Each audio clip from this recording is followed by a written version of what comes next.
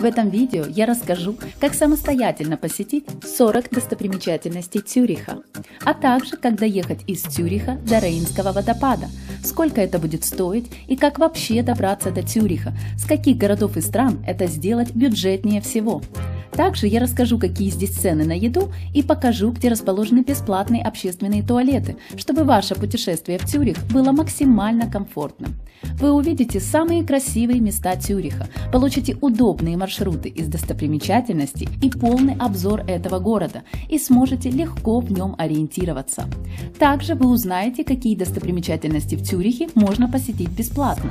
Плюс ко всему я расскажу про особенности общественного транспорта в Цюрихе с ценами на проезд и видами проездных билетов.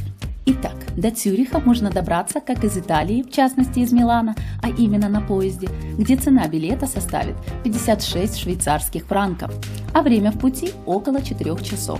Как вы видите, это не самый бюджетный вариант. Также можно доехать до Цюриха и от озера Кома. Цена на прямой поезд составит 50 швейцарских франков. Дешевле всего на поезде будет добираться из других городов Швейцарии. От Лугана, к примеру, цена составит уже 32,5 швейцарских франков, из Берна 25,5 франков, а из Люцерна всего 12,5. Это будет самым выгодным вариантом, поскольку между городами расстояние всего 50 километров. Кстати, в следующих своих выпусках я подробнее расскажу про Берн, его достопримечательности и как бюджетнее до него добраться. В Цюрих также можно приехать и из Германии. В частности, самым экономным вариантом будет добираться из Фрайбурга на автобусе за 13 евро. При этом ехать придется 2,5 часа. Из Украины тоже можно доехать до Цюриха на автобусе. Цена при этом составит около 75 евро. Либо же можно купить недельный автобусный тур, где вы сможете посетить сразу несколько стран и городов. Цены на туры стартуют от 200 евро. Доехав до железнодорожного вокзала Цюриха из разных направлений, первыми достопримечательностями, которые вы сможете увидеть, будут Швейцарский национальный музей, мост Вайхебрюке, католическая церковь Богоматери, фуникулер УБС Полибан, обзорная площадка Поли-терраса, Федеральный институт технологии, зоологический музей, мост Рудольф Брун-Бруке и район Нидердорф. С железнодорожного вокзала Цюриха вы сможете сразу начать свою прогулку и осмотр всех главных достопримечательностей этого города, поскольку они расположены в пешей доступности от вокзала. Таким образом, если вы приезжаете сюда на 1 или полдня, нет смысла использовать общественный транспорт Цюриха. Тем, кто планирует поездку на более долгий срок и предполагает использование общественного транспорта, в конце видео я расскажу про его нюансы и цены на проезд. Швейцарский национальный музей работает каждый день, кроме понедельника, с 10 утра и до 17:00 вечера. Цена взрослого билета составляет 10 швейцарских франков. Детям до 16 лет вход бесплатный. Почти напротив Национального музея расположен один из мостов Цюриха – Вайхебрюке. Пройдя его, вы попадаете на другую сторону Цюриха, и если двигаться дальше вглубь улиц, вы сможете дойти до симпатичной католической церкви. Но потом можно будет прогуляться до фуникулера Полибан и за 2 минуты подняться на нем до обзорной площадки Поли-терраса. Данный фуникулер работает с понедельника по пятницу с 6:30 утра и до 21:00 вечера, в субботу с 7:30 утра, а в воскресенье с 9 утра и до 21:00. Цена билета составляет 1 швейцарский франк и 20 центов в одну сторону. Соответственно, туда и обратно цена составит 2 франка и 40 центов. Билет можно купить как в кассе, так и в автомате. В нашем маршруте достаточно будет купить билет в одну сторону, как раз где прогулка была в гору, а обратно можно уже прогуляться и пешком, поскольку по плану посещение еще и зоологического музея, который расположен рядом с институтом и обзорной площадкой, тем более, что вход в него бесплатный. С обзорной площадки Поли-терраса открывается красивый вид на центр города, а также там можно увидеть Федеральный институт технологий, где учился Альберт Эйнштейн. Он расположен прямо рядом с обзорной площадкой. Также совсем рядом находится и зоологический музей, который очень расхваливали многие туристы. Там вы увидите множество экспозиций с животными. Музей работает каждый день, кроме понедельника с 10 утра и до 17:00 вечера. Вход, как я уже ранее говорила, бесплатный. Дальше можно будет спуститься обратно к набережной и дойти до моста Рудольф-Брунбруке, где открываются не менее красивые виды. Ну а далее прогуляться по району Нидердорф, где вы встретите симпатичные улочки, интересные здания и окунетесь в атмосферу Средневековья. Следующими достопримечательностями, которые вам встретятся по пути, будут набережная Лиматкей, мост Ратаушбрюке, ратуша Цюриха, симпатичные домики с атмосферной архитектурой, церковь Гроссмюнсте, площадь Цвингиплац, обзорная площадка с красивыми видами, мост Мюнстабрюке и церковь Васа-Кирхе. Все эти достопримечательности расположены недалеко друг от друга, на расстоянии 700 метров, поэтому прогулка займет не более 10 минут, если не останавливаться для фотографий. Первое, что вы увидите, это будет мост Ратаушбрюке. Он так называется неспроста. Возле него как раз расположена ратуша Цюриха. Ну а дальше можно будет продолжить прогулку вдоль набережной Лиматкей, где будут открываться очень красивые виды.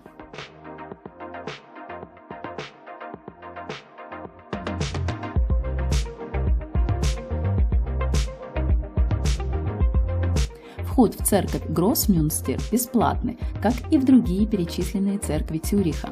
Часы работы каждый день с 10 утра и до 18:00 вечера. Возле церкви расположена открытая обзорная площадка с панорамой на город, где получаются очень красивые фотографии.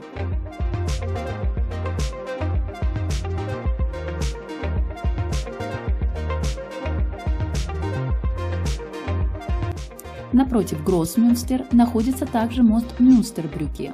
Он заслуживает своего внимания. Именно с него открываются потрясающие виды, поскольку с обоих сторон от моста расположены главные церкви Цюриха – Фраумюнстер и Гроссмюнстер. А дальше уже можно будет продолжить прогулку вдоль набережной и дойти до оперного театра Цюриха, возле которого будут расположены следующие достопримечательности. Мост Кейбрюке, вид на озеро с бетонными буквами внутри него, площадь Бюрлиплац, сельскохозяйственный рынок, фонтан со статуей укротителя быка, орган муниципальной власти Цюриха и церковь Фраумюнстер.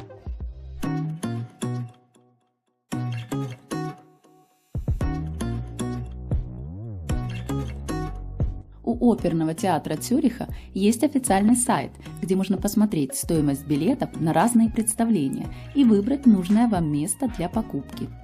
Фактически после моста Кейбрюке мы перейдем на противоположную сторону старого города и продолжим прогулку уже в обратном направлении, двигаясь к вокзалу, откуда и начиналась наша прогулка и откуда можно будет самостоятельно доехать до Рейнского водопада. Но об этом я расскажу чуть позже. Маршрут из этих достопримечательностей займет 25 минут и составит чуть больше 1,5 километров. Кстати, по пути вам встретится 2 общественных бесплатных туалета. Один почти сразу возле моста Кейбрюке, а второй возле здания муниципальной власти, прямо на набережной, не доходя до моста Мюнстабрюке. Рынок Бёклемиет считается местным крупным рынком в городе, который работает по вторникам и пятницам с 6 до 11 утра. Здесь можно найти как свежие фрукты и овощи, так и выпечку, хлеб, сыр и даже цветы. Прогуливаясь дальше, вы увидите красивое здание ЗАГСа, которое расположено прямо возле церкви Фраумюнстер, с левой ее стороны, если смотреть на лицевую часть. Церковь Фраумюнстер работает каждый день с 10 утра и до 18:00 вечера. Цена билета составляет 5 швейцарских франков. От этой церкви можно будет продолжить прогулку, уже углубившись в улочки старого города. Таким образом, мы дойдем до одноименной площади и фонтана Мюнстахоф-Бруннен, один из тех фонтанов, где можно набрать питьевую воду. В Цюрихе, кстати, их немало. Тем самым мы увидим следующие завершающие достопримечательности Цюриха, а именно площадь Парадеплац, улица Банхофштрассе, площадь Мюнцплац, церковь Святого Петра, квартал Линденхоф, музей иллюзий, фрески Джакометти, мост Мюллерштег и мост Банхофбрюке. Площадь Параде-Плац называется так неспроста. Здесь периодически устраивают различные уличные парады. А знаменитая улица Банхофштрассе – одна из самых известных и дорогих торговых улиц в мире. Здесь расположено большое количество магазинов, банков и различных кафе и торговых центров. Если гулять по этой улице, она приведет вас прямо к главному железнодорожному вокзалу Цюриха.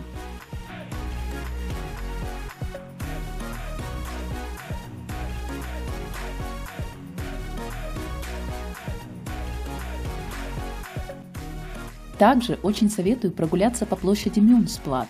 Здесь много уютных улочек и атмосферных домиков с интересной архитектурой. От нее можно прямиком попасть к собору Святого Петра.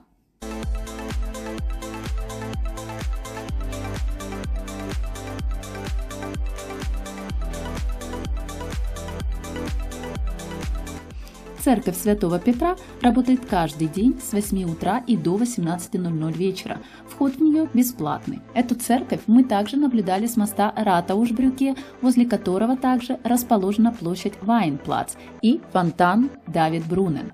Также рядом находится интересное место – музей со сквозным проходом, где сохранилась система отопления древнеримского периода. Вход бесплатный. Чтобы его найти, используйте навигатор Maps.me с названием, которое указано на карте.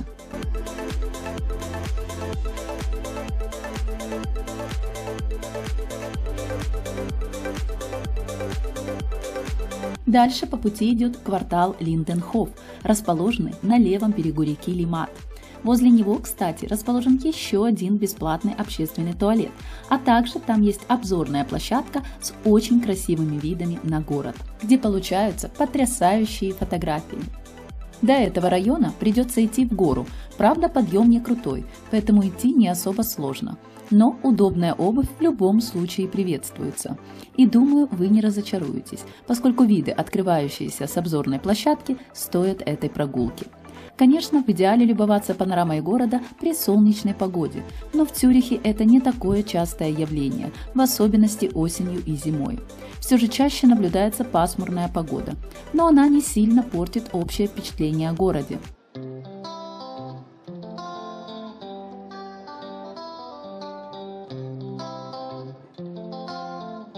Поднявшись наверх, вы увидите целый парк со скамейками и зоной для отдыха. На него я бы выделила какое-то время.